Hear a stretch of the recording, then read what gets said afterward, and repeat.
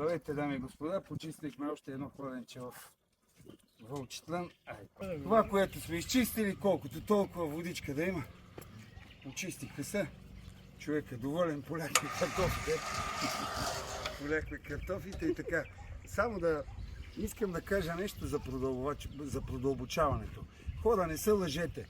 Значи, то се стига до чатмите. Чатмите са едни дървета, където като се стигне до дъното и почват да се редат надолу камъните. Ако слезете под камъните надолу, под чатмите, да копаете на пръст, като върнат изводите от това се срива, подкопава се герана и след 3-4 години, тия където са ви го продълбочили и са ви взели пари, няма да влезат, защото няма да смеят. Така че ви унищожават герана. Нисък хващане на продълбочаване. Това ще ви кажа. Допитайте се и до други.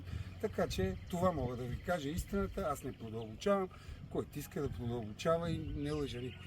Така че който иска да ме потърси за изчистване на герана, ако има вода, ще има. Ако няма, аз не съм магьосник. Живи и здрави. До нови срещи!